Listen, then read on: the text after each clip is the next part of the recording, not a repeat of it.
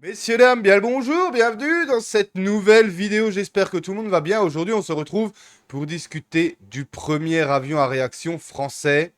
C'est parti.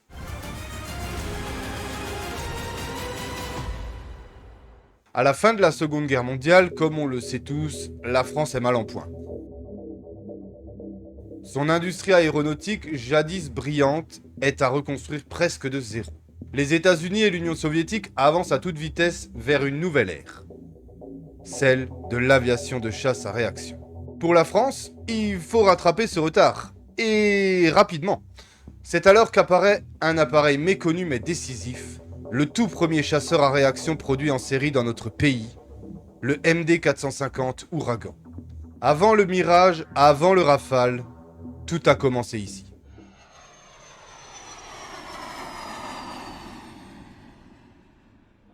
En 1945, la France sort en ayant été vaincue, en ayant été occupée, et aujourd'hui lourdement dépendante de ses alliés.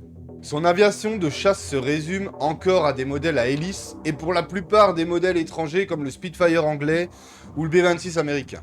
Alors qu'entre-temps, les Allemands avaient déjà expérimenté le Messerschmitt Me 262, le premier jet opérationnel au monde. De l'autre côté de l'Atlantique, les Américains mettent au point le F-86 Sabre. En URSS, le MiG-15 ne tarde pas à dominer les cieux de Corée. La France, elle, est en retard. Mais une volonté politique émerge. Retrouver une indépendance militaire et technologique. C'est là qu'intervient un homme visionnaire. Marcel Bloch, ou Marcel Dassault, car oui, Bloch et Dassault, finalement c'est le même homme. Mais ça mériterait un épisode dédié. Son défi, concevoir un chasseur à réaction 100% français. Et en un temps record, malgré des moyens très limités.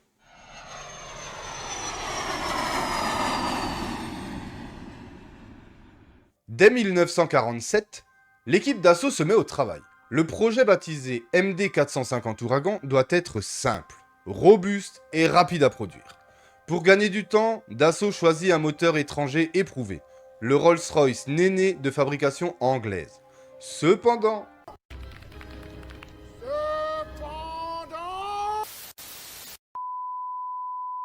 il sera construit sous licence en France, de ce fait, on pourra alors dire que c'est un avion 100% français. En seulement 2 ans, le prototype est prêt. Le 28 février 1949, le pilote d'essai Konstantin Rozanov, dit Kostia, fait décoller pour la première fois l'Ouragan. Cet homme, ce n'est pas n'importe qui. Il a été commandant en second d'un groupe de chasse pendant la bataille de France, puis commandera son propre groupe de chasse après le débarquement américain en Afrique du Nord.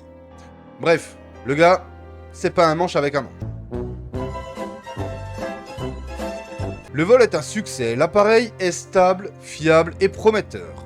L'armée de l'air passe commande d'une pré-série de 12 appareils. Pour la première fois depuis la guerre, la France peut dire « Nous avons notre propre chasseur à réaction ».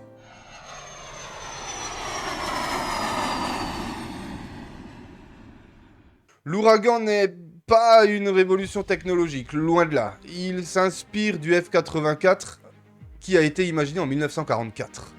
Mais il reste une base solide. Son aile droite, simple mais robuste, rappelle les jets de première génération.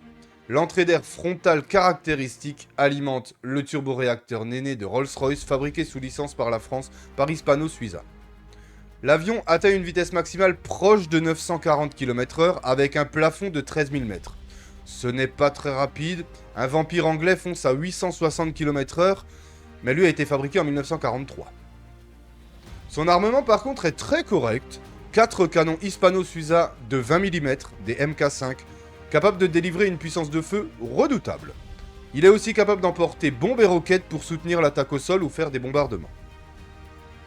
Comparé au MiG-15 ou au F-86 Sabre, du même temps, l'Ouragan est plus lent et moins agile en haute altitude. Mais il reste fiable, facile à entretenir et parfaitement adapté à l'armée de l'air française. Elle avait surtout besoin d'un avion pour former ses pilotes à la transition vers le jet.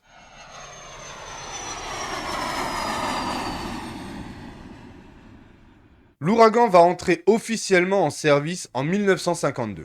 Une centaine d'appareils sont livrés aux escadrons de chasse. Ils ne participeront pas directement à des combats majeurs sous cocarde française. Mais leur rôle est essentiel. Entraîner toute une génération de pilotes à l'aviation à réaction. Car oui, la France a bien certains exemplaires d'avions à réaction comme le Vampire anglais. Mais avec moins de 200 exemplaires, cela reste très peu. Pour beaucoup de jeunes aviateurs français, l'Ouragan représente le premier contact avec une machine qui vole presque à la même vitesse que le son des balles qu'elle tire. Une expérience marquante qui prépare le terrain pour les chasseurs plus modernes. Le Mystère, puis le Mirage. L'Ouragan, bien que pas ou peu utilisé, reste un élément essentiel à l'armée française et pour la formation des pilotes.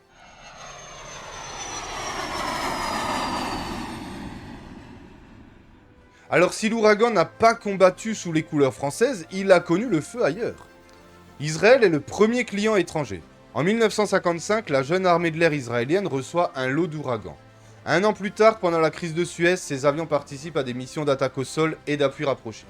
Leur robustesse et leur maniabilité à basse altitude sont très appréciées. L'Inde aussi achète plusieurs dizaines d'ouragans. Durant les guerres indo-pakistanaises des années 1960, ils mènent des attaques contre les positions ennemies. Bien que dépassés par les jets plus modernes, les ouragans tiennent bon et prouvent leur fiabilité au combat. En 1974, Israël vend 18 ouragans au Salvador. Ils se retrouveront encore sous le feu pendant la guerre civile salvadorienne, et certains seront détruits au sol en 1982. Ce n'est qu'en 1985 qu'ils seront retirés du service là-bas. À cette même époque, le Mirage 2000 volait depuis 3 ans.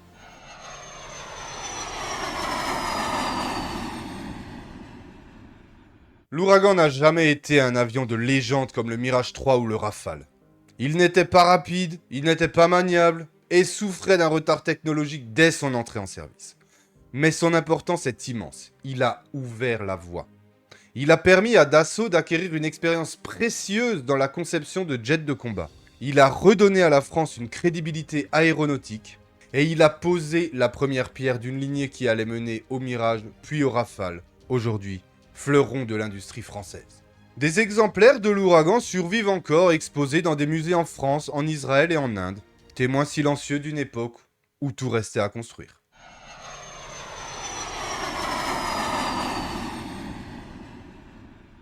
L'Ouragan n'était pas le plus rapide ni le plus puissant des chasseurs de son temps, mais il fut le premier, le symbole d'un pays qui renaît et ose regarder de nouveau vers le ciel.